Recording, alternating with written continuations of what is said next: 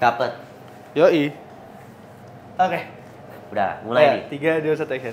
Halo guys, jadi selamat datang di podcast yang sangat sederhana ini. kita prinsipnya kayak siapa? Mark Zuckerberg. Oh gitu. Berawal dari garasi. Oh, Iya. berawal dari rumah gue yang dipakai secara dadakan ini Betul ya. sekali, Oke, betul. oke. Ini bisa dijelasin nggak Bert? Ini background gue nih apa nih? Enggak ya, jadi gini teman-teman ya. Ini konsep podcast yang paling absurd yang mana aku tahu ya. Jadi Asam itu ngecat aku ya. Jadi butuh mau podcast nih Bert gini kan. Tapi di tempat lu ya, gitu kan. Oh ya udah. Jadi aku mikir di rumah yang kecil ini di mana ya? Di sampingnya sebenarnya ada nih dinding putih ini ada nih ya lebih oke lah harusnya ya. Cuman dia lebih memilih ada background jemuran baju yang gua tutupin pakai apa itu namanya tutupan spray atau apa gitu kan? Iya, jadi sebenarnya Bar, biasanya hal-hal yang viral tuh dimulai dengan ketidaksengajaan. Oh gitu. Iya, keberantakan. Jadi yang viral itu tempat sampah gua itu. Iya, bisa jadi kayak gitu. Lu tau gak sih yang Dilan itu yang TikTok? Yang Dilan yang pura-pura jadi Dilan. Oh, tahu.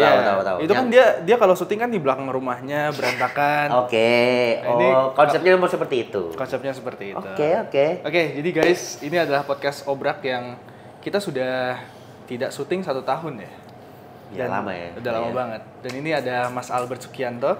Terima kasih Asam sudah diundang di tempat podcast. Ini sangat terkenal loh podcastnya ya. Cuma podcast ya. Iya, jadi di topik yang kali ini kita bakal bahas setelah kita masuk koas, apa yang berbeda. Kita udah koas kurang lebih 6 bulan ya? 6 bulan. 6 bulan dan gue sama Albert ini satu angkatan ya guys. Sama kayak Keiko Omar yang dulu pernah ada 1 tahun yang lalu. Kalau setahun. Iya, kalau teman-teman pernah lihat itu, ya sekarang mereka juga koas, tapi kebetulan yang bisa nganggur ada gua. Yang nganggur aku. Yang nganggur Mas Albert dan yang bisa gue pinjemin rumahnya Mas Albert. Jadi ya jangan bosan-bosan lah. Bakal banyak banget ngeliat Albert. Oke, yang pertama Bert.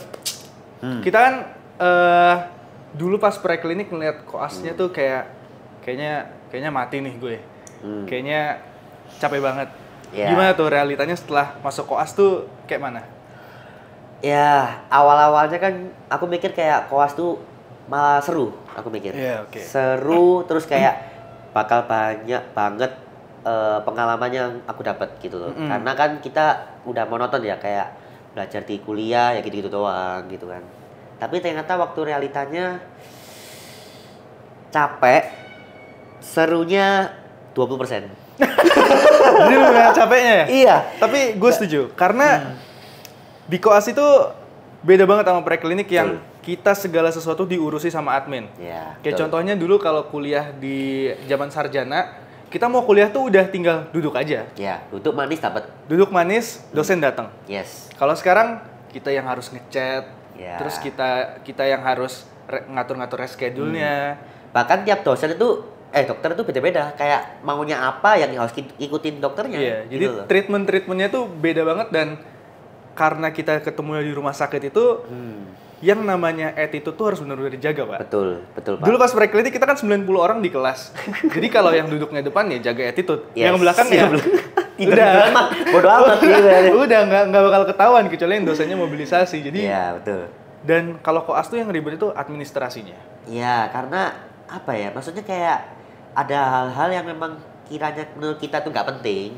Jadi kayak sangat penting bagi mereka gitu loh. Kayak misalnya kayak ini tantangan inilah, perlu tantangan inilah. Yang mungkin sebenarnya kalau dipikir-pikir sebenarnya tujuannya untuk baik. Tujuannya biar kita tuh sebagai koas gak hilang-hilangan. Betul sekali. Begitu sih sebenarnya. Betul. Cuman gara-gara itulah yang akhirnya mindsetnya koas tuh, ya udah gua belajar ini biar dapat tantangan ini gitu. Betul.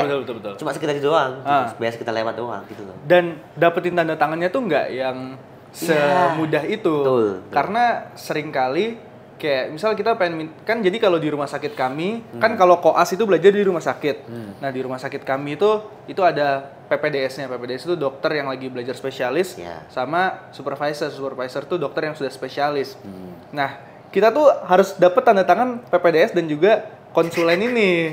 Jadi kayak lu bayangin aja lu butuh tanda tangan 2 orang dan keduanya tuh kayak sibuk dan kayak jarang ketemu. Jadwalnya bakal kayak beda-beda gitu loh. Iya, makanya kita harus ikuti gitu. Makanya itu ribet sih. Dan tadi ngomongin soal koas yang hilang-hilangan, emang sebenarnya koas itu kayak gimana sih Bert? Belajarnya tuh kayak mana?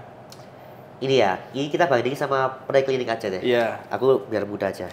Menurutku kalau preklinik belajarnya itu ya udah kamu nggak punya temen, mau punya temen, menurutku sama aja. Iya. Kayak itu tergantung bagaimana cara kamu belajar. Kan tergantung ya. Banyak orang yang belajarnya mungkin oh ya udah ada yang sendiri, baca buku sendiri, ada yang harus ngobrol sama temen. Iya. Cuman kalau koas aku akuin, aku tipe yang harus belajar sendiri. Tapi kalau pas aku koas, ternyata belajar itu nggak bisa sendiri gitu. Oke. Harus sama temen. Kenapa? Karena untuk survive di koas tuh ternyata meskipun kamu pinter, itu nggak berguna. Sumpah. Kayak kalau kamu pinter tapi kamu nggak bisa komunikasi sama temenmu, nggak bisa kerjasama, itu nggak ada gunanya. Jadi harus punya skill komunikasi, punya teman yang bisa apa ya untuk mengimbangi kamu di koas ini.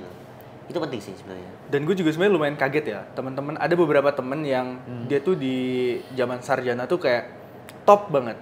Maksudnya secara teori bagus, cuman ketika udah masuk ke koas itu kayaknya dulu dia nggak yang pendiam begini deh. Maksudnya kayaknya dia tuh kalau dulu di kelas tuh kalau ada dosen nanya tuh jawab, cuman pas udah masuk ke koas tuh nggak tahu kenapa jadi jadi kayak kurang gitu kan ya. Betul. Kayak jadinya beda gitu. Kita yang ekspektasinya udah di sini, ternyata anaknya segini. Iya, betul. Bahkan anak yang misalnya waktu preklinik males-malesan, ternyata pas koas rajin ya ada juga kan. Iya, betul. Gitu, kan. Jadi kayak ya ternyata bisa melihat wujud aslinya orang tuh di koas ini gitu. Karena ngomongin soal koas, sebenarnya salah satu yang paling menonjol yang bikin beda sama preklinik itu kita ada yang namanya jaga. Iya, betul. Kalau di preklinik kita kan cuman ya masuk dari jam 8 sampai jam 15, ya itu emang capek karena setiap hari. Yeah. Cuman kalau koas 8 sampai 15, kalau lu jaga 15 sampai jam 8 pagi lagi. Yes. Terus habis itu jam 8 pagi nggak pulang, nggak tidur, tapi lanjut jaga lagi. Lanjut stase sampai jam 15. Jadi di situ salah satu jaga ini salah satu tempat di mana sifat asli orang juga kelihatan guys. Iya, betul. Karena kita ngelihat juga kayak orang ini capek, akhirnya muncul nih sifat-sifat muncul kayak ya udahlah, ada yang mungkin kalau bisa capek temennya yang mungkin patol, ada istilahnya patol. Kita bahas patol, ada yang visiol. Jadi ya udah aku yang kerja semua lah, atau mungkin yang ya udah aku lepasin aja gitu semua. Jadi kayak ya macam-macam aja gitu loh. Tipe-tipe orang-orangnya gitu loh. Untuk ngadepin masalah. Iya, oke. Gitu. Ada patol, ada visiol. Nah, kalau gitu. Anak kedokteran pasti tahu ya, patologi itu berarti yang buruknya, buruk, yang nggak sehatnya. Kalau yang visiol yang sehatnya. Yang sehat. Nah, kalau koas patol kayak gimana, Bang? Koas patol itu gini, apa ya? Jadi definisinya itu beda-beda ya, tergantung tiap orang. Cuman kalau menurut aku sendiri, patol itu dimana kayak kan aku bilang tadi di awal ya, kalau misalnya di koas itu banyak yang kerjasama, butuh kerjasama banget. Betul. Kalau kamu sebagai orang yang ninggalin, terus kamu kayak serba alasan lah untuk meninggalkan stase lah, jaga lah, itu sifat patol. Gitu. Jadi kamu mengharapkan temanmu yang mengerjakan bagianmu. Kebalikan dengan visiol gitu. Kalau visiol itu kamu tuh ya udah, karena kamu dituntut untuk melakukan sesuatu, ya kamu kerjakan dengan baik banget, dengan perfeksionis bahkan gitu.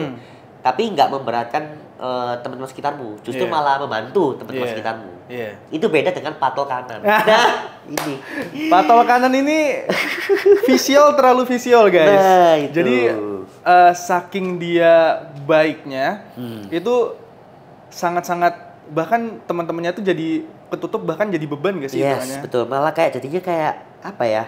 Memberatkan, sama beratnya kayak patol kiri, cuman patol kanan ini kayak malah lebih resek menurutku ya, karena kayak di depan dosen atau dokternya atau mungkin PPDS atau mungkin ya yang residen itu niatan ini baik, teman-temannya aja yang kurang ajar ini, yang hilang-hilangan, padahal yang enggak, cuman karena anak ini yang menonjol banget, saking menonjolnya mungkin sampai membunuh teman-teman sekitarnya, jadi kayak ya udah sama aja kayak kitanya kena dampak juga gitu loh. Mungkin contoh simpelnya kalau patol kanan itu misal kita kan ada jadwal stase ya. Stase itu ya kalau di preklinik kuliah biasa lah. Kuliah tapi kita bisa masuk ke poli, kita bisa masuk ke OKA. Nah, di situ biasanya kalau yang si patol kanan ini dia udah nyampe di poli duluan sebelum jam itu. Jadi yang lainnya tuh kelihatan terlambat. Iya, padahal kan juga ya gimana ya? Kan bersama-sama kan lebih penting ya gitu ya, maksudnya kayak kalau daripada lu naik habis itu kata dokternya bilang ih teman-temannya mana pada hilang semua, jadi kayak apa sih gitu. Soalnya itu sering sih, ada sih patol kiri, patol kanan tuh ya. Kalau patol kiri yang oke, contoh nyatanya patol kiri kayak gimana, Ber? Kalau patol kiri ini sempet nih aku alamin dulu 4 bulan di satu stase gitu ya. Rotasi iya. ya. Jadi teman-teman yang mungkin non kedokteran kalau nggak tahu, jadi kalau di kita ini di boleh sebut ya? Ya boleh lah. boleh ya. Nanti disensor kan enggak, Pak? Otin gitu ya. Iya. Jadi nanti kalau di kita menjalani ada belasan stase, kayaknya 16 atau berapa ya? Ya banyak lah, pokoknya gue juga nggak tahu. 16 atau 17 gitu, aku lupa. Di salah satu rotasi ini yang terkenal lama dan lumayan berat dan momok bagi koas ya. Aku mengalami satu periode itu berat banget sih menurutku, karena patok kiri ini sih. Justru aku malah ngalami itu lebih sering ke patok kiri daripada dengan patok kanan. Oke. Teman-temanku. Apa itu yang paling menonjol dari si patok kiri? Misalnya kita banyak lah.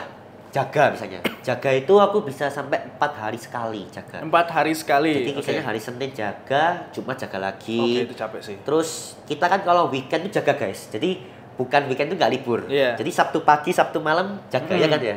Terus Minggu pagi, Minggu malam jaga. Jadi kayak nggak ada liburnya sebenarnya. Jadi aku jaga Jumat malam. Berarti Minggu malam berarti aku jaga lagi. Minggu malam betul. Minggu malam jaga lagi. Jadi berat lah. Pokoknya 1 bulan itu aku bisa sampai 10 kali jaga gitu. Temenku ini itu jaga tapi kayak males tidur gitu loh. Jadi kadang kalau udah jam 10 ke atas nih, 10 malam ke atas. Aduh ngantuk, tidur. Aduh males, tidur. Jadi kayak lama-lama nih kayak 2 kali jaga, 3 kali jaga gak apa-apa lah. Ya udah. Namanya juga aku mikir kayak memaklumi aja gitu loh, kayak ya mungkin dia capek atau mungkin ada masalah keluarga. Tapi lama-lama kok keselin gitu loh. Karena nggak cuma dijaga, kayak kita selain stase dan jaga kan ada penugasan lainnya ya. Jadi kayak misalnya referat, jurdi, habis itu responsi, apalagi banyak lah tugas-tugasnya. Ilmiah pokoknya. Iya, kayak tugas ilmiah gitu. Dan bersama dia juga gitu loh. Kebetulan aku tuh bau ada istilah bau lagi ya. Bau SPV. Jadi gitu, pengujinya. Jadi harus dikerjakan dengan maksimal dong pastinya. Iya. Dan bersama dia juga timnya. Jadi otomatis kalau dia memang patok ini, ya udah akhirnya aku kerjain sendiri. Waktu jaga ya juga akhirnya aku cover dia.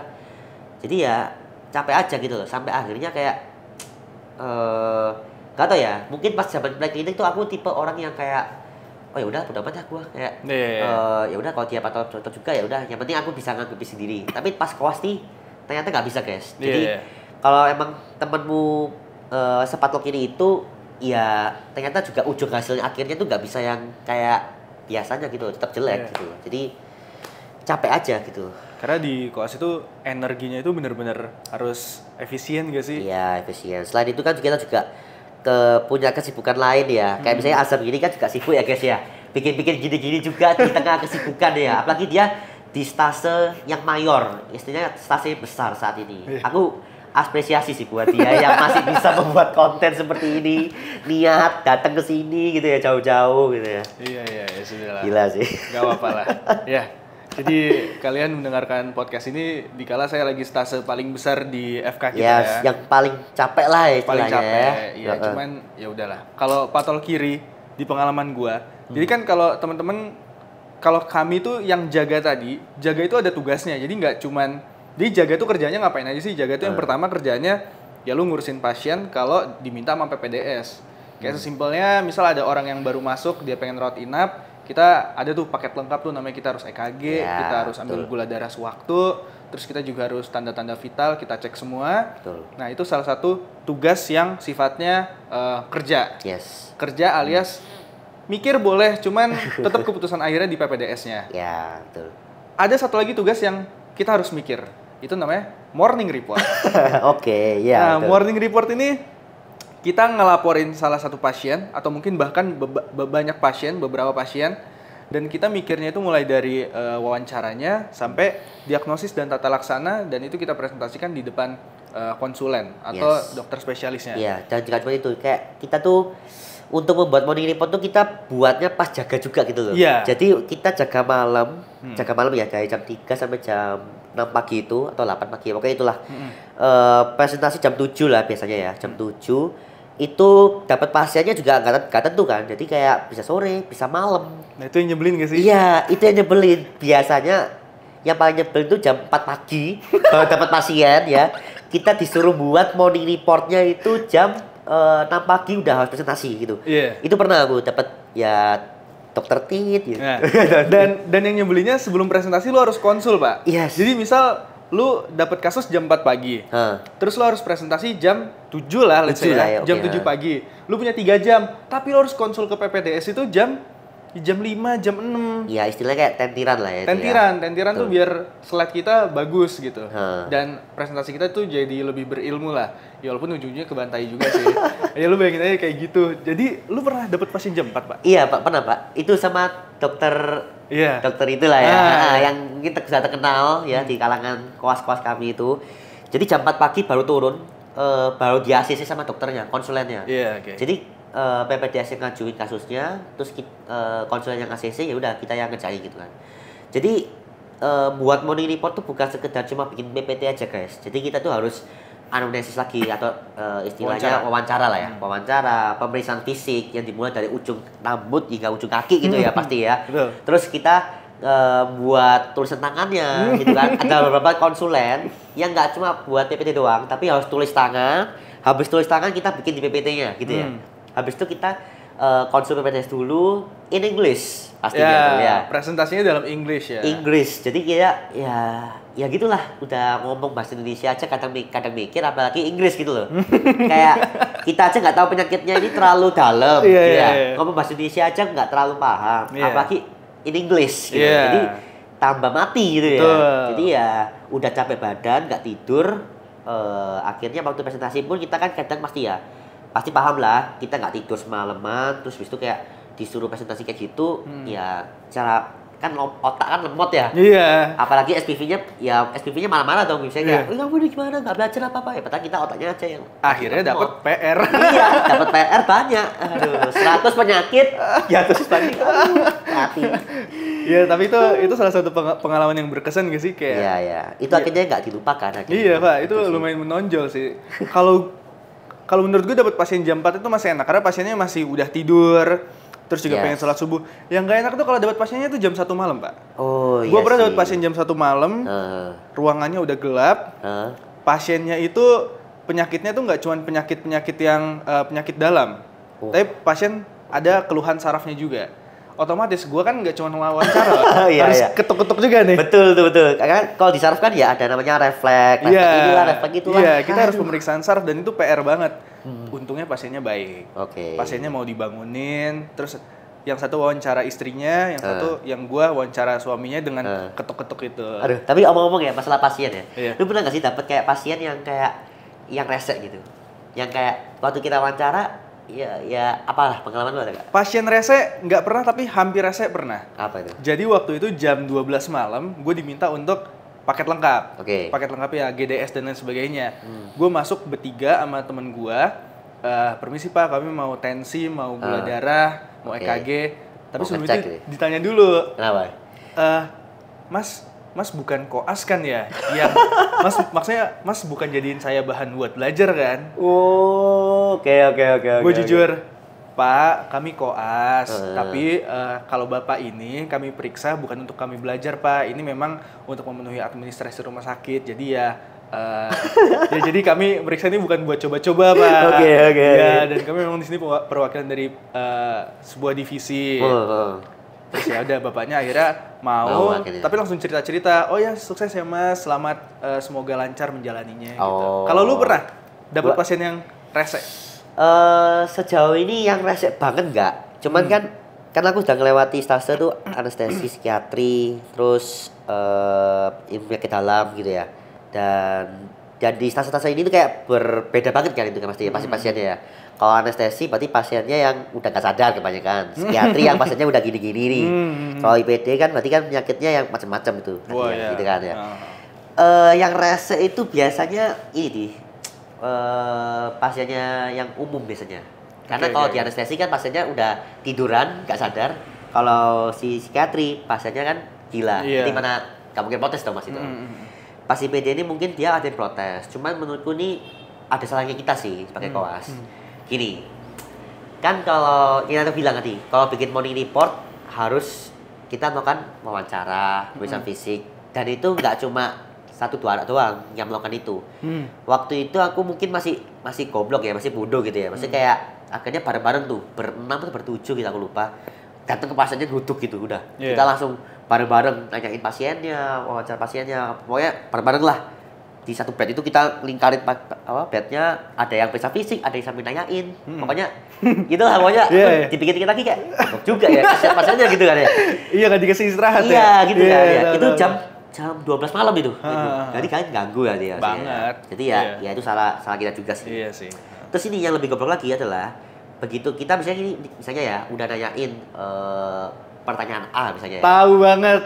Misalnya aku udah nanya pertanyaan A. Temenku nih ada satu nih yang baru nongol terus nanya lagi pertanyaan A. Gitu. Simpelnya nanya, "Bapak sakitnya sejak kapan?" Nah, itu. Terus nanya lagi, "Pak, ini batuknya sejak kapan?" Akhirnya keluarga pasien begini. Ini masnya udah nanya. Ini mbaknya nanya lagi. Ini maksudnya apa sih? Kayak nggak kompak gini gitu. Kayak itu ada mbak itu jam 12 malam. Aku kayak waduh. Jadi aku sungkan gitu. Oh maaf Pak, bukan itu nanti.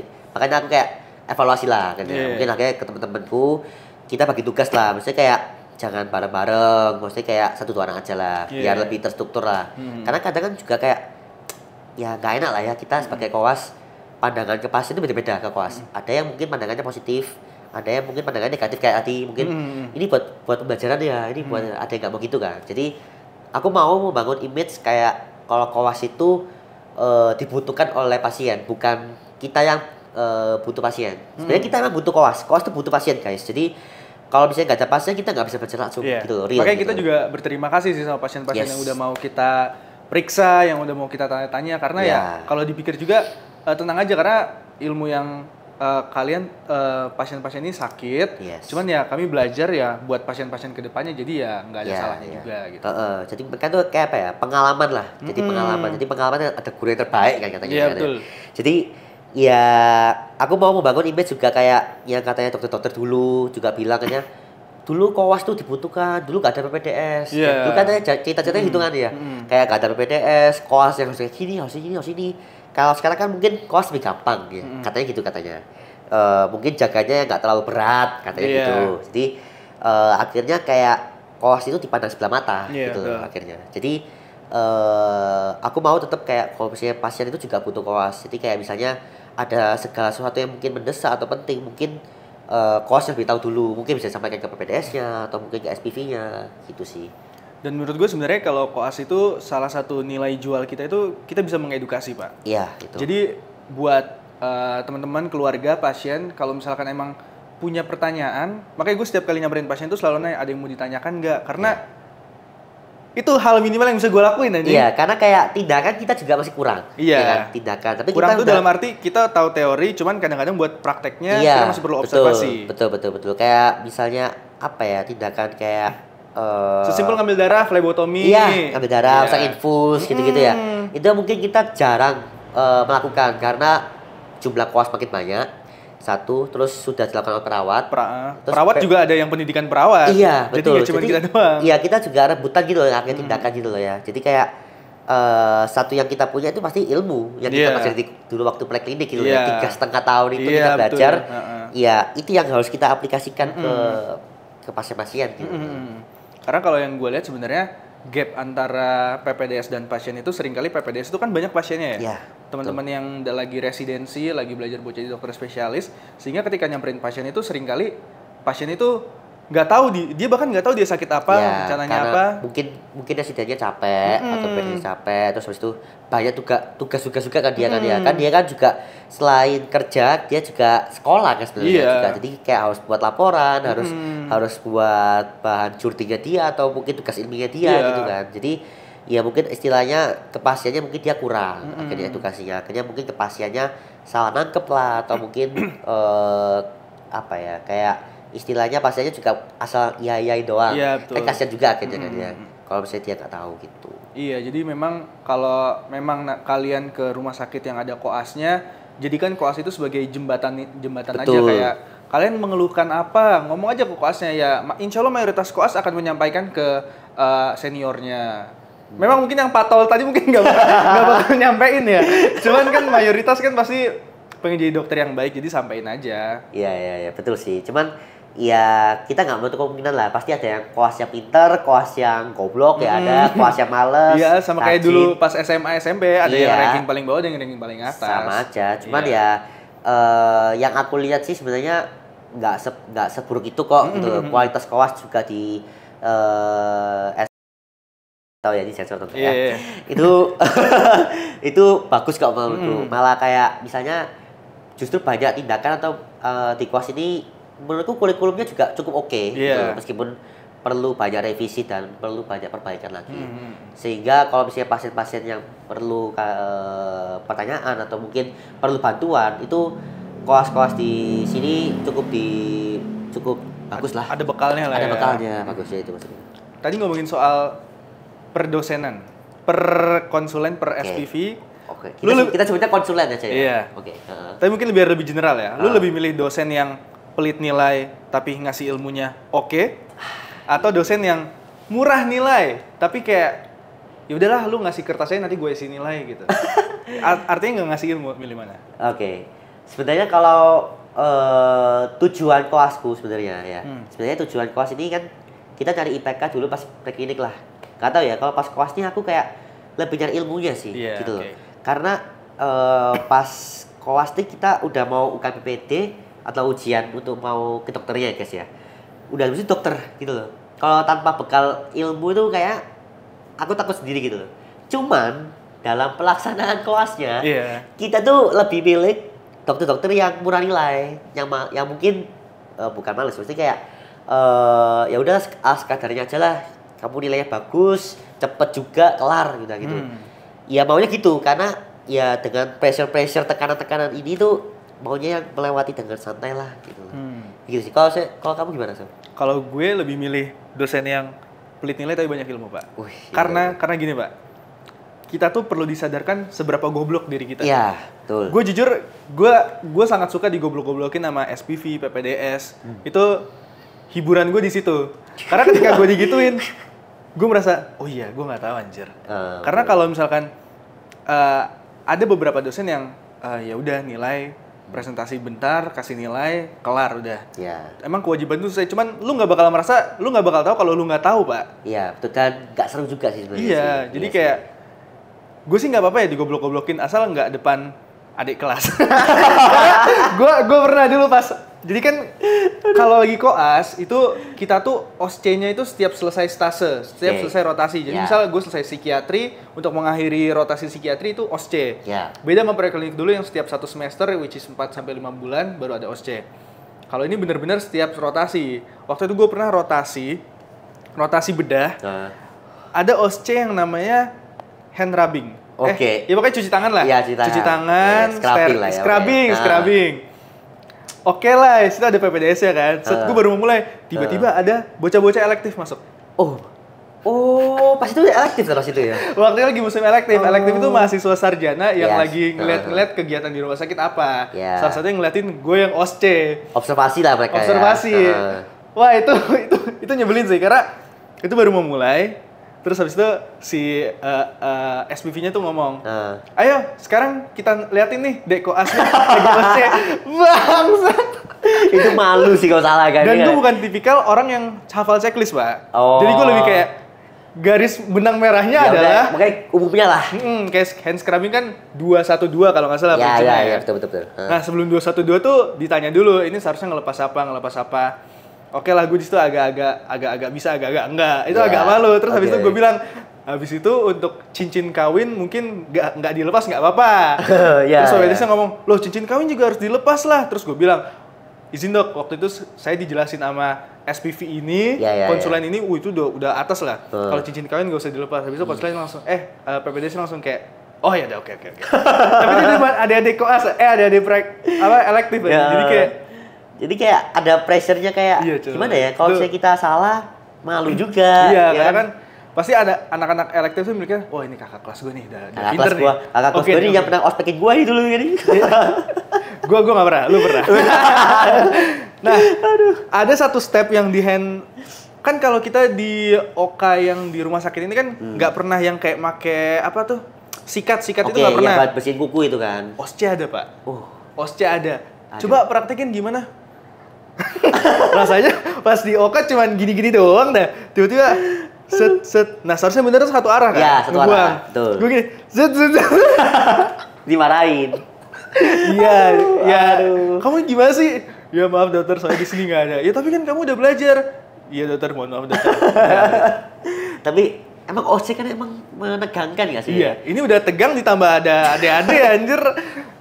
Aduh. Tapi gimana sih kalau OC bedah? Aku belum lewat bedah kan. Maksudnya kayak OC-nya bedah itu kan banyak itu. Maksudnya kayak banyak stase dan di bedah itu ya guys ya. Gak tau ya.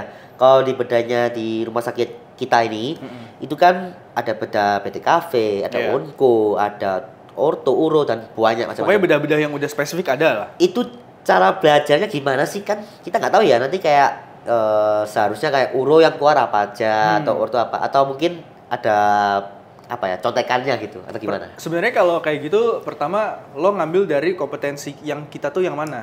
Jadi kan per bedah tuh pasti ada ya minimal 3 lah. Soalnya jarang kan bedah yang 4 selain sirkumsisi setahu gue itu 4. Selainnya tuh kayak 3A 3B. Kompetensi 4 itu maksudnya yang bisa dikerjakan dan dituntaskan oleh dokter umum. Nggak gitu boleh ngerujuk ya. Oke. Ya yang 4 tuh setahu gue sirkum itu udah dokter umum 4 yang bedah itu. Selain itu gue agak lupa, cuman belajarnya mulai dari situ.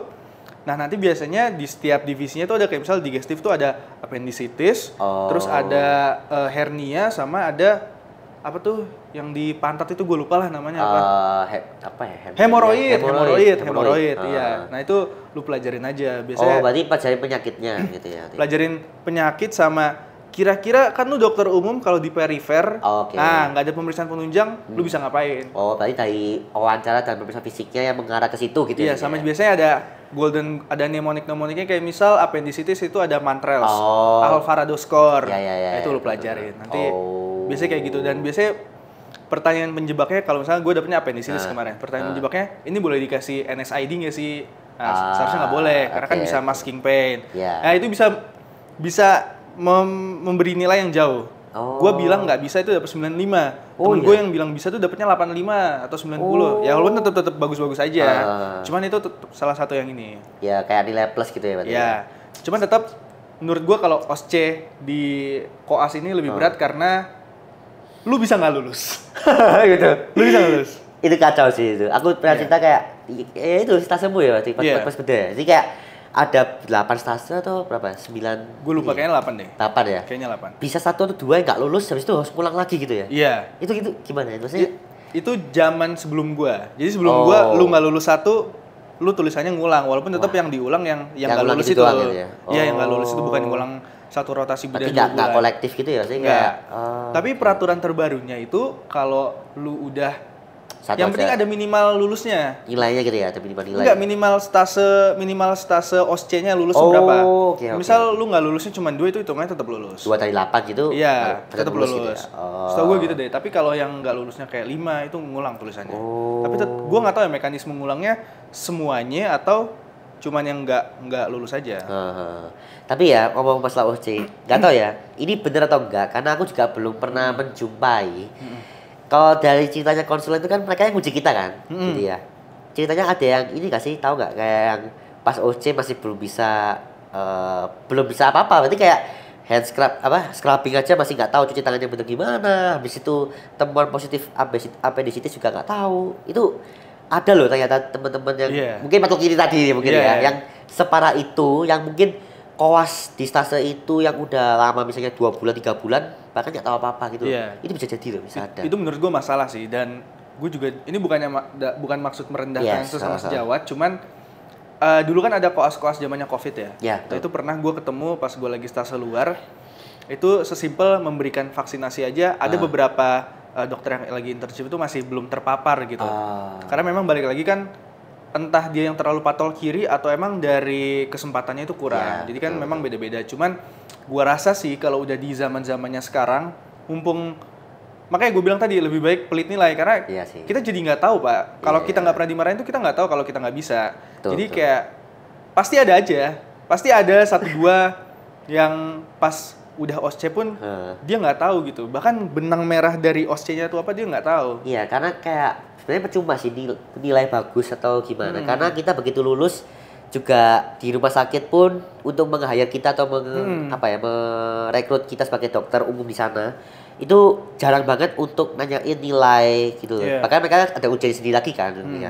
Dan yang pasti performa kerja pasti yang dinilai. Jadi kayak kemampuan kamu bisa inilah, makanya butuh sertifikasi ATLS dan lain sebagainya itu. Itu kan sebenarnya kan menilai kemampuanmu, skillmu gitu loh. Gak cuma otak doang tapi kemampuan keterampilan tangan tuh bisa atau enggak sih sebenarnya itu nggak sih?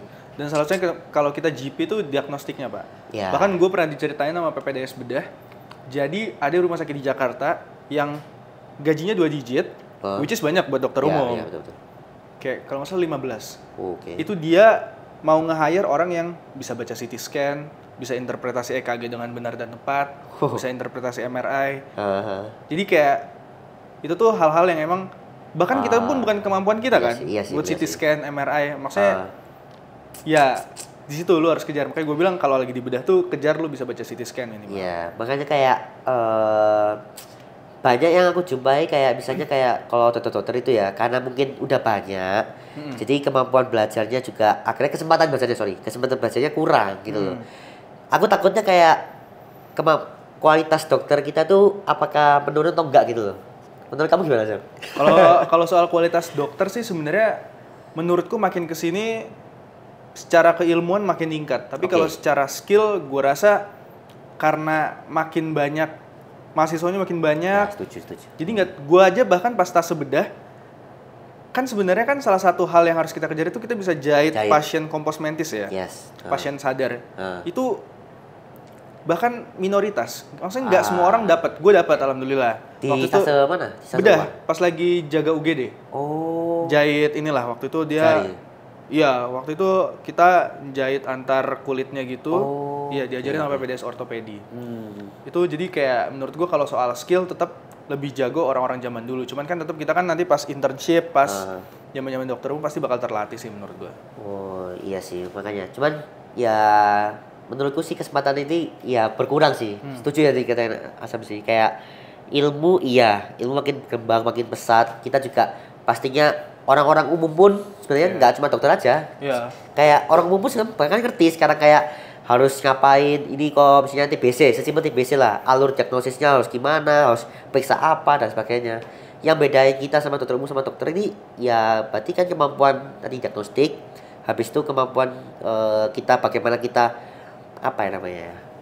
serve pasien itu gimana, melayani pasien ya, gimana kira-kira untuk mengedukasi cara kita untuk membawa pasien agar pasien itu nyaman ke kita gitu. Jadi kayak pasien itu bukannya kayak takut ke kita tapi malah yang kayak ya udah kita dokterin aja biar kita tahu nih keadaan kita, kondisi kita gimana gitu. Karena mungkin salah satu yang gue pelajari dari drakor. Waduh. Hospital Playlist. Udah pernah nonton? Iya udah. Iya, bajunya mirip kayak lu sih ya. Ini ya, fun fact ya. Ada 3 sebelum mulai ini.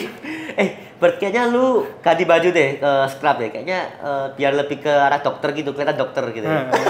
Ternyata dia punya satu. Biar kelihatan mukanya, emang mukanya gua nggak kelihatan kayak dokter gitu ya.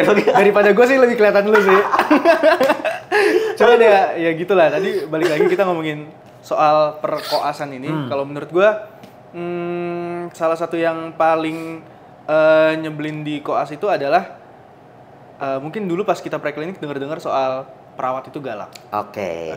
Menarik nih. Oke. Iya. Oke. Menurut lu gimana soal perawat, hubungan antara habluminanas, hubungan antara manusia, perawat dan koas? Gini. Sebenarnya nggak cuma spesifik ke perawat. Karena nggak tahu ya. Kan kalau kita koas tuh berarti kan otomatis rumah sakit pendidikan berarti kan ya. Betul. Ya. Jadi otomatis orang-orang yang mendidik itu adalah orang-orang yang di anggota rumah sakit gitu. Aku nggak tahu bagaimana sistemnya kayak perawat, dokter, konsulen, PPDS atau gimana itu yang sistemnya harus menghadapi kos kayak gimana? Apakah ada aturan bakunya kah? Apakah ada SOP-nya lah menurutku ya? Cuman ya pastinya adalah orang yang mau ada jiwa pendidik sama jiwa yang tidak mau mendidik gitu. Itu kan pasti ada lah ya. Kayak misalnya ada orang yang memang suka nih ngajari orang, ngasih tahu caranya gimana, ngajari lah gimana. Tapi kan ada yang kayak nggak peduli juga gitu loh. Ada yang kayak ya udah bodo amat lah gitu. Dan itu kelihatan banget di rumah sakit pendidikan ini gitu loh. Jadi di rumah sakit pendidikan itu aku nggak tahu apakah semua yang perawat, dokter dan semua itu harus bisa mendidik koas dan mau atau enggak gitu. Aku juga nggak tahu. Cuman yang jelas kelihatan adalah ketika kita sebagai koas di rumah sakit ini berarti kan otomatis kita minta ilmu ke semua orang dong pasti ya. Betul. Nggak cuma ke konsulen, nggak cuma ke PPDS, kita juga minta ilmu ke perawat juga loh. Iya. Kita ke perawat bagaimana cara. Terutama skill ya. Iya betul, pasang infus, ngambil darah. Aku belajar pasang infus darah itu dari perawat semua. Habis itu cara kita untuk apalagi banyak sih sebenarnya macam-macam lah. Dan ya banyaklah perawat-perawat yang kayak sewot gitu, ada yang kayak ya males lah baca sendiri aja lah YouTube apalah suruh lihat sendiri gitu loh. Kayak aduh mas masa gini gak iso ya apa jadi dokter kayak gitu kan ya. Ada kayak apa gitu dokter kok kayaknya modelannya gitu. Kayak ya kayak gitu lah pokoknya kayak ketus-ketusnya gitu loh. Tapi menurutku nih ini adalah sesuatu hal yang kita nggak dapat pas zaman preklinik gitu. Iya, Pak. Kayak pas zaman preklinik itu kan gimana kita kayak SMA SMP kita bayar SPP, kita dapat apa yang kita dapat gitu, apa yang kita bayar gitu ya. Kalau pas kelas ini udah kita bayar, kita disuruh kerja, disuruh dimaki-maki kadang-kadang ya.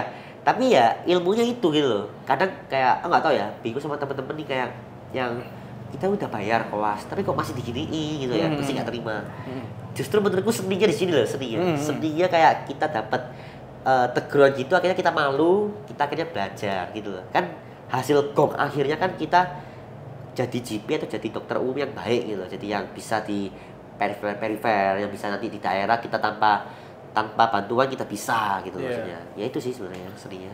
Tapi justru disitulah dimana gue justru salah satu protes yang gue udah bayar UKT kenapa diginiin. Lu tim itu? Iya. Oke. Cuman gue masalah dimarahin atau apa bodoh amat. Yang gue kesel tuh kayak sesimpel lu ngambil handscoon, nggak boleh ini handscoonnya buat. Oh iya. Menurut gue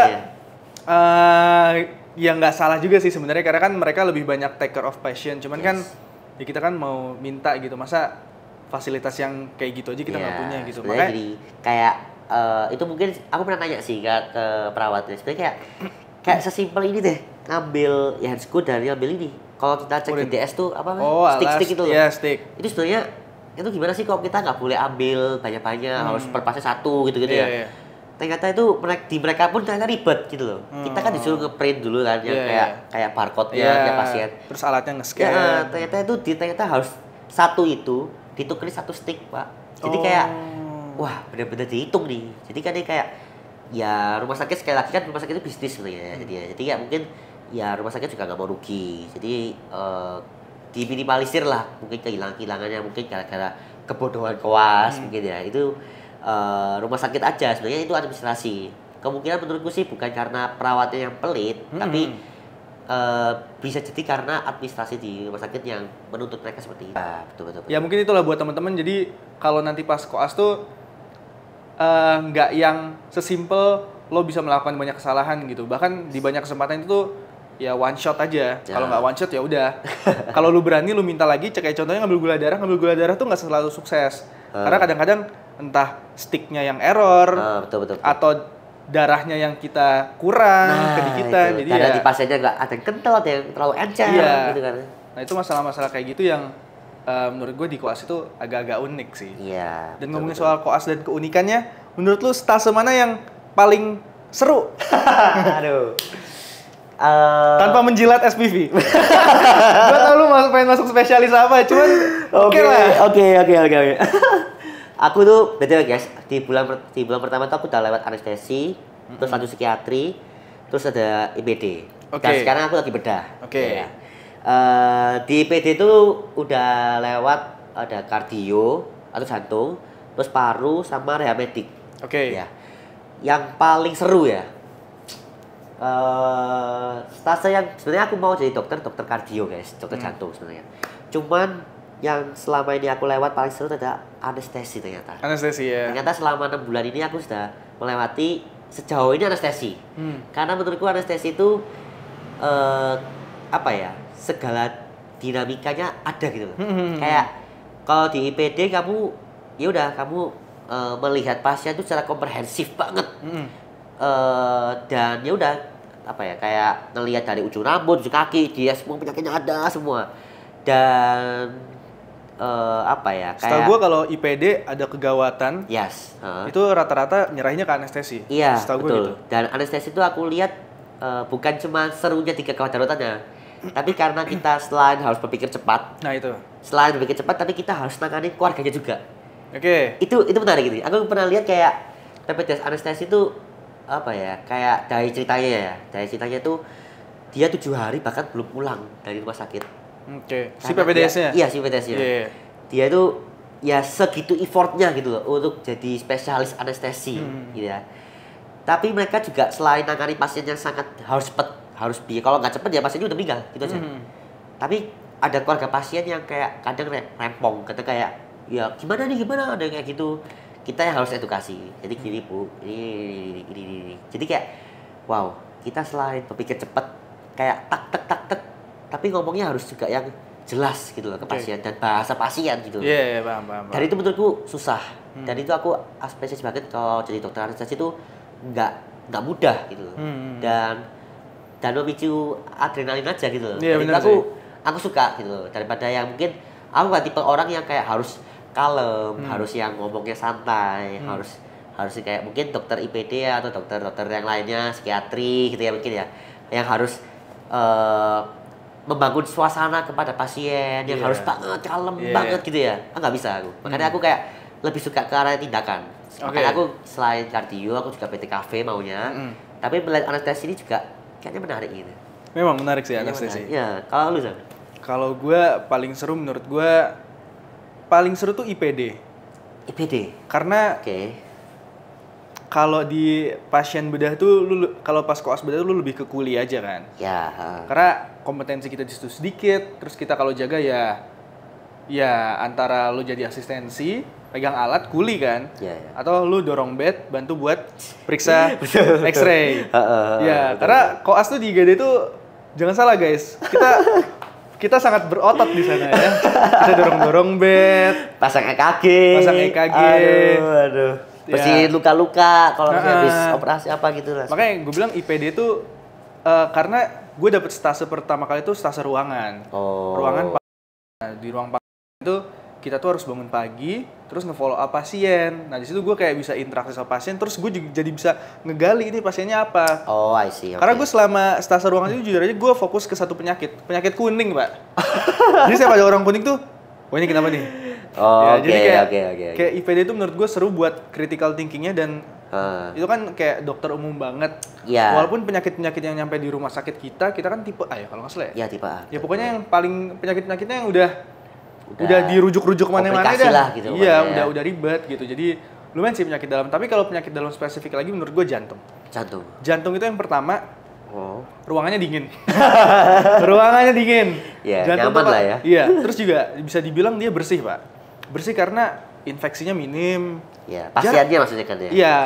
Pasiennya jarang yang karena infeksi. Terus juga lu punya skill yang menurut gue agak-agak ajaib ya, itu baca EKG pak. Baca EKG ini oke lah, kita mungkin dasar ya kita harus banget kuasai itu EKG ST elevasi, NST ACS gitu-gitu. Kebanyakannya kegawat daruratan lah ya. Kegawat daruratan. Cuman ternyata setelah kita interpretasi, kita harus bisa tata laksana awal, Pak. Iya. Jadi tuh kita udah harus disuruh baca sandi Morse. Jadi EKG tuh garis-garis gitu kan ya. EKG tuh kayak mungkin kalau orang awam seismograf itu loh yang buat baca grafik gunung itu gunung main meletus.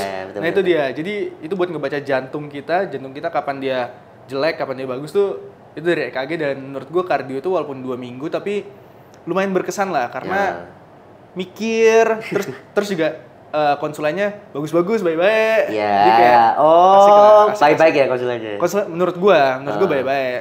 Kalau menurutku sih konsulennya kayak lebih memperhatikan pasiennya sih. Kayak iya sih bener sih. Sangat concern ke pasiennya gitu loh. Jadi aku ngelihat kayak untuk pelayanannya di kardio itu bagus banget. Gitu. Karena menurut gua pasiennya tuh efisien Pak. Dalam arti pasiennya tuh nggak terlalu banyak. Nggak terlalu banyak tapi memang kayak ya emang itu udah spesifik buat dirujuk aja gitu. Karena udah ya lumayan mengkhawatirkan juga sih rata-rata kondisinya. Betul. Jadi itulah dia stase paling asik. Kalau stase paling capek. Stase rotasi apa di koas yang aduh pengen cepet-cepet kelar gitu. Waduh, apa ya? Gue dulu. Ya boleh. IPD. Jadi IPD itu penyakit dalam, itu memang banyak ilmunya, tapi jaganya juga banyak. Jadi jaganya itu juga melelahkan gitu, karena pasien penyakit dalam itu dari ruangan ujung sampai ujung. Wah, jadi iya kayak, betul sih. terus kalau gua ngelihat step-step yang ada di aplikasi Health, Ya, iPhone apa, Samsung Health, iPhone Health, nggak tahu apa itulah. Berapa langkah ya? Apple, iya berapa langkah itu, kalau jaga itu bisa gue pernah nyampe 13.000 pernah. 13.000? Itu karena pasien yang datang malam-malam tuh bisa sampai 25. Jadi kayak emang IPD itu memang banyak ilmunya, menyenangkan, tapi ya bagus untuk dikenang, tidak untuk diulang. Betul. Karena gak tahu ya, di IPD itu aku udah lewat 3,5 bulan itu ya guys. Ya, Albert ini udah lewat, gue masih menjalani sih. Ya makanya, itu aku sudah jaga itu kalau di IPD-nya itu sudah jaga 20 kali ada. 20 kali dalam waktu 2 bulan itu. Yeah. Terus sisanya itu ada di paru aku jaga 6 kali, kardio aku jaga 3 kali 4 kali gitu. Terus taslu, kan kita keluar kota juga ya. Nah itu total berarti berapa itu jaganya? Udah 20, hampir 30 berarti ya, 30 kurang berarti ya. 30. Iya, 30 kurang ada. Itu dan jaga itu kayak nggak cuma yang kayak tadi yang wawancara pasien dan pemeriksaan fisik. Jadi kita ya nih dorong bed, ada yang pasang EKG yang ditempel-tempelin dadanya, habis itu dorong ke foto ronsen, habis itu kita fotoin ininya. Dan yang beli dari EKG itu, alat EKG itu belum tentu bagus. Iya. Jadi kayak emang mungkin EKG itu secara teori gampang lah masangnya di sini. Cuman kan ketika masang itu ada lah mesin-mesin EKG itu yang ajaib gitu, yang kadang-kadang kan kita ada 12 lead ya kalau nggak salah. 12 lead, ada 1 lead yang nggak kebaca, kita print, kita ngasih PPDS-nya, ulang deh. Nah itu paling resesi. Itu PR sih. Kayak alatnya rusak, tapi kita yang harus kayak ini gimana nih? Benar jadi teknisi gitu, benar kayak kita puter-puter ini lah, kita cabut-cabut top kontak lah, kayak. Lu belum masuk IKA kan? Belum. IKA tuh EKG-nya lebih ribet lagi, Pak. IKA lebih ribet. Gua pertama kali jaga di departemen anak. Itu gue disuruh nge-EKG bayi di IGD. Oke. Kan lu tahu leadnya EKG itu kan gede-gede kan? Iya. Itu lu copot dulu, set. Aduh. Habis itu lu HIPAA fix. Lu pegangin nih sampai kebaca. Pas kebaca juga jelek banget. Itu gue ngitung 1,5 jam gue nge-EKG satu bayi. 1,5 jam? 1,5 jam. Makanya emang menurut gue jaga yang paling capek tuh IGD-nya IGD anak sih menurut gue.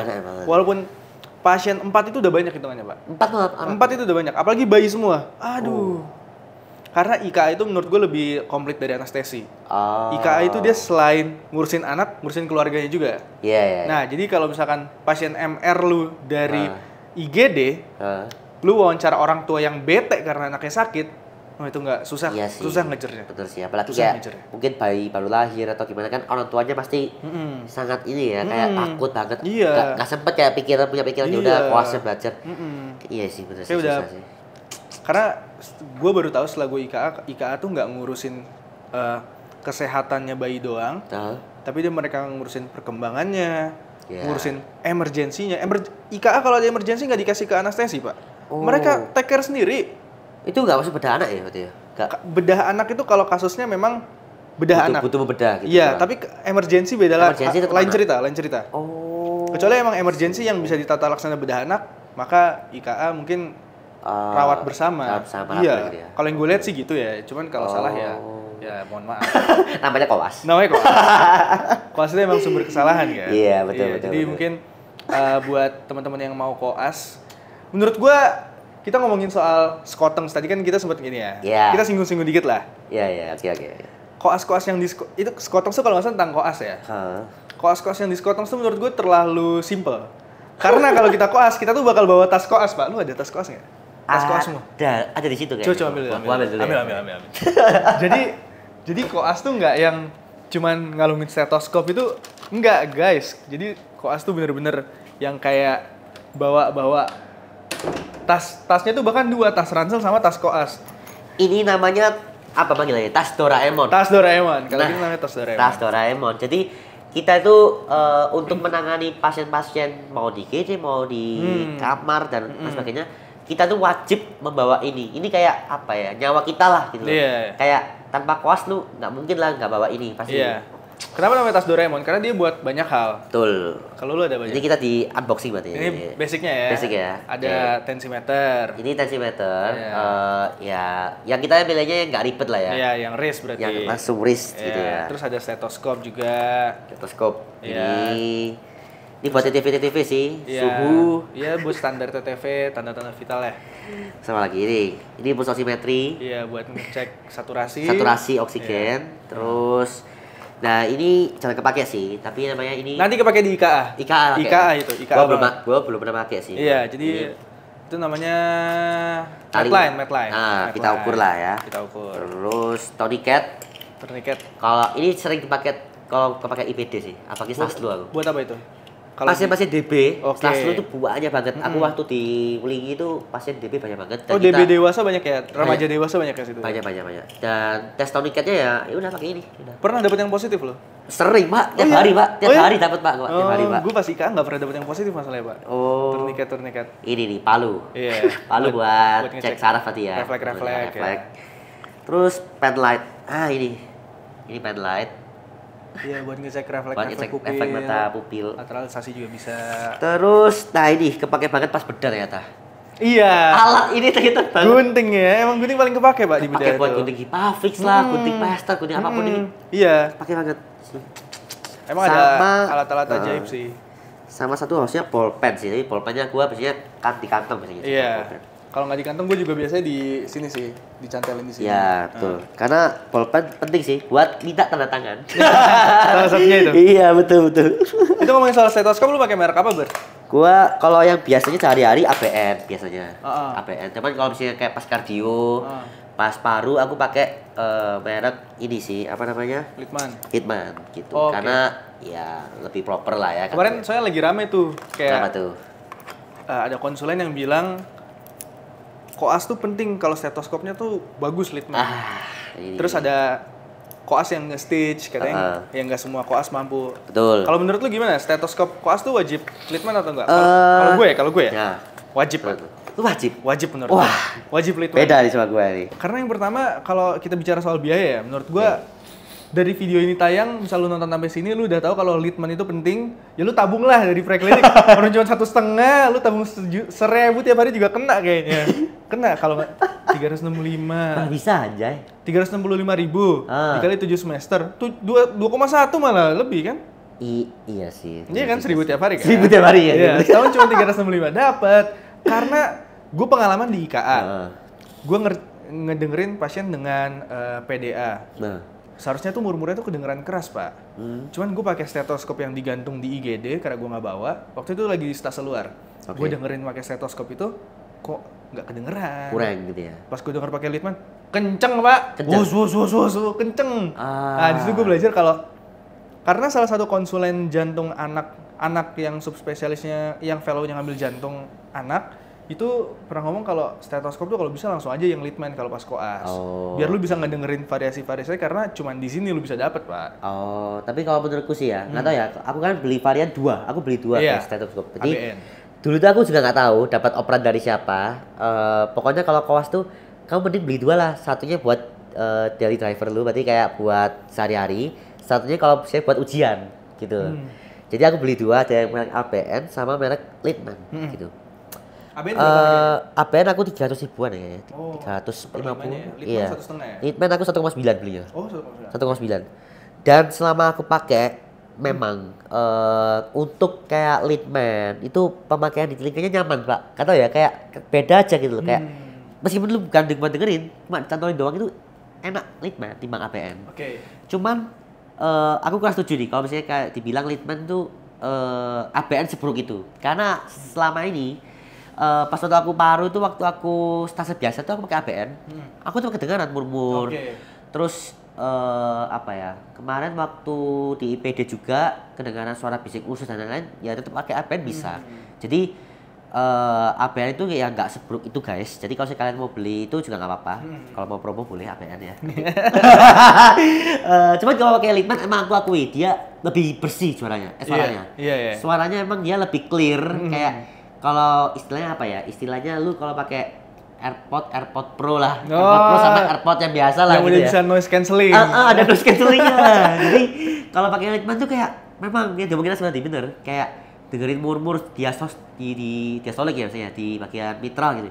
Kerasa banget kayak oh ya ada kayak seperti suara di YouTube gitu loh. Kayak kerasa banget gitu loh. Timbang ada ABN. Kalau ABN memang aku bisa tahu oh ini ada murmur nih tapi kurang tahu nih murmurnya seperti apa. Menurut gue sih karena mungkin yang di UGD waktu itu yang gue pas tas itu bukan ABN. Mungkin kalau ABN kedengeran kali ya. Iya kali kedengeran pasti ABN. Iya. Boleh lah ABN ya. Ayolah kita tuh kurang endorse nih ya. Tapi jujur bagus oke lah maksudnya kayak ABN oke lah ya. Oke kok buat jadi driver koas yang mungkin kayak tiap hari pakai stetoskop yang mungkin takut rusak atau apa. Takut hilang sih lebih ke itu. Betul, takut hilang. Karena aku dulu pernah Pak, waktu habis long case sama seperti guys ya. Iya. Kita sensor aja itu sebutannya. Cuman ya udah oke lanjut. Itu aku pakai Litman, Pak. Oke. Aku panik, Pak, karena mungkin habis itu kan dia kalau long case sama beliau kan ribet ya. Kan harus habis dari pasien ke lab, habis itu habis dari lab ke kantor lagi. Litman itu aku lupa taruh mana. Jadi aku tuh panik, akhirnya hilang, Pak. Hilang hari itu. Akhirnya sampai dokter PPDS-nya itu sampai bantuin nyari Pak, sampai nyuruh temannya juga bantuin dan lain sebagainya. Itu aku panik Pak, waduh 1,9 juta Pak, udah dapat long case sama SPV yang gitu guys, ya yang tanah buruk ya. Long case itu ujian besarnya. Ya betul, ujian besar terus Litman hilang Pak, waduh Pak itu kayak melebihi hilangnya Tupperware Pak dulu. Sumpah Pak, ini harganya udah hilang, gua harus nabung lagi. Aduh, mati aku dah. Tapi untungnya ketemu untungnya. Oh iya. Wah, itu puji Tuhan Pak ketemu Pak. Astaga. Tapi ujian pakai ABN berarti waktu itu. Ujian pakai Litman, makanya hilang. Litmannya hilang. Oh, jadi setelahnya. Aku pas waktu itu waktu periksa pasien, habis long case, waktu aku mau nge-lab deh kayaknya. Waktu mau nge-lab hilang pas itu, aku udah gak megang pas itu, makanya begitu sadar begitu udah selesai ujian jam 6 malam kayaknya. Wah gimana ya, terus aku panik Pak itu. Berarti masih di rumah sakit hilang ya kan? Hilang di rumah sakit. Untungnya ketemu di kayak tempat mejanya perawat gitu. Lu jauh banget anjir. Gak tahu aja, aku agak lupa juga, gak tahu lah. Mungkin di bawah perawatnya di situ disimpan. Atau mungkin itu bukan punya lu kali. Tapi mirip. Bisa jadi gak sih? Iya gak tahu ya, mirip misalnya Pak hitam, ya udah gua ambil aja gua. Oke, Bert, udah sejam. Ini pertanyaan terakhir. Udah sejam nih? Iya. Sumpah. Di sini ternyata sejam sih. Sumpah sejam? Iya, Cok. Nah, kan emang kalau kayak gitu tuh gak bakal kerasa, Bert. Sumpah sejam aja. Iya. Ini terakhir nih buat teman-teman preklinik mungkin karena ini banyak yang nontonnya mahasiswa kedokteran ya. Yes. Kalau menurut lu, Bert, cara belajar di koas itu kayak mana sih? Karena dulu gue pas preklinik bilangnya mikirnya gak bakal ada waktu buat belajar nih. Iya. Dan kayak mikirnya, aduh anjir gue kayak kopongan banget sih ini masuk koas. Terus pas koas bisa nggak ya belajar lagi gitu? Kalau lu gimana? Gini, kalau menurutku bullshit lah kalau misalnya koas tuh nggak bisa belajar. Karena menurutku justru kita sehari-hari kita jaga, kita stase itu belajar terus guys. Jadi waktu ujian pun waktu ujian nih itu belajar. Gitu. Karena kan kita ujian kayak OSCE atau apa itu kan untuk menghadapi nanti sebelum ujian umumnya KPD itu ya. Jadi akan terus berulang dan ilmunya sebenarnya itu aja sih sebenarnya. Kayak nggak terlalu berkembang juga yang banyak sebenarnya untuk umum ya. Jadi menurutku belajarnya tapi yang lebih dimotif menurutku. Kalau dulu mungkin kita zaman preklinik sama kayak SMA kita belajar, udah ini udah seminggu lagi ujian, udah kita cicil gitu ya. Di sini enggak gitu, karena sebenarnya ilmunya udah kita dapat semua pas waktu zaman preklinik. Dapat kita semua. Justru bahkan malah kayak kesempatan kita untuk belajar penyakit tertentu malah kurang karena mungkin penyakit tertentu itu mungkin nggak ada di Indonesia atau nggak ada di sini mungkin ya. Justru kita hanya merecall aja sih seharusnya sih, merecall kayak oh ini nih yang kita pernah baca di preklinik nih, ya udah kita pelajari ulang kayak kita biar sekedar mengingat ulang lah gitu, baca sebentar langsung tindakan. Menurutku itu adalah cara belajarnya efektif. Cuma kembali lagi beda orang beda cara belajarnya. Kalau aku sekarang emang tipenya itu ya udah kayak misalnya mau ujian nih besok misalnya, ya udah kayak sekedar recall aja penyakitnya, terus langsung aja try aja langsung gitu. Kita nggak usah takut-takutan, aduh takut salah. Ya namanya koas, ya salahin aja ya udah nggak apa-apa, kita try aja. Dan itu nanti kalau saya mau dimarahin BPDS, dimarahin konsulen, itu ya udah terima aja, dan itu koas tuh sebenarnya salah nggak apa-apa Pak, asal nggak membunuh pasien aja. Betul. Yang penting kita nggak membunuh pasien, nggak merugikan, gitu jelas. Pokoknya ya do harm, ya itulah pokoknya. Iya, gue juga nggak tahu. Nggak apa lah ini. Ya itu pokoknya gitu, pokoknya nggak merugikan, asal kita pokoknya bisa lah. Do no harm anjing. Oh iya itu maksudnya. Do no harm, do harm. Do harm melukai. Ya itulah pokoknya kayak, tapi ada teman-teman gua yang masih belajarnya masih yang konsisten kayak baca gitu, masih ada yang di bahkan di IPD itu masih ada gitu. Menurut gua bahkan di IPD itu yang sehektik itu masih ada yang sempetnya beli apa namanya? Beli e-book atau mungkin buku-buku yang sekedar mungkin inilah buku-buku ringkasan yang kayak yang di Shopee. Iya, itu sekedar itulah yang remeh-remehnya gitu. Tapi ya beda-beda lah, dan menurutku sih yang penting kalian jangan patol. Visual boleh. Tapi standar aja ya. Iya, betul. Yang penting kalian juga bisa cara komunikasi sih, cara kita sesama sejawat teman sejawat, gimana cara kita bisa menyelesaikan problem bersama. Gitu. Kalau menurut gua minggu pertama, minggu kedua lu masuk koas lu kayak bingung, panik, itu wajar. Wajar banget. Sama, karena aku juga gitu. Bener-bener beda Pak. Lu yang tadinya masuk ke kelas, terus sekarang lu harus nyari parkir dulu. Terus habis itu lu bingung nih mau masuk gerbang yang mana. Terus pulang-pulang juga harus bayar parkir lagi. Iya, betul. Nah, menurut gua emang koas itu membingungkan di hari minggu-minggu awal minggu 1, minggu 2, apalagi nanti nggak tahu ya kalau di rumah sakit kami ada kamar khusus koas. Dan di situ lu bakal ketemu senior yang udah 1 tahun di atas lu. Jadi kayak emang lebih terkurung aja, cuman lu masuk ke lingkungan yang baru gitu. Kayak lu di asrama tapi ya itu bener-bener asing gitu, karena setiap hari lu ketemu orang yang baru. Jadi kalau lu panik di minggu 1, minggu 2 nggak apa-apa. Lu coba dengerin podcast Obrak. Tapi pesan gua gini sih, apa ya, kalau koas itu jangan dibuat kayak ya udah asal lewat aja. Itu gelinding. Itu mampus sih menurutku. Atau ya kayak kesempatan kita belajar lagi. Kan zaman plek ini kan udah 3,5 tahun nih. Betul. Tapi nggak tahu sama pemerintah kita kan emang diwajibkan untuk koas. Jadi kesempatan belajar kita ya udah di koas ini aja gitu. Karena waktu dokter umum kita udah bukan belajar, kita udah jadi apa ya? Jadi seorang yang udah mau bekerja ya digaji pastinya. Dan kalau misalnya di dunia kesehatan itu guys, itu hukum berbau apa ya? Hukum itu berjalan sensitif banget. Bahkan kemarin itu ya, ini boleh nggak? Boleh, coba. Iya, gas aja, gas. Waktu itu RT pasien. Oke, RT itu adalah rectal touche atau namanya colok dubur, tes colok dubur. Colok anus lo. Iya, colok anus. Gua melakukan tes itu karena pasien ini curiga CA rektum. Kolon. Oke. CA rektum. CA rektum.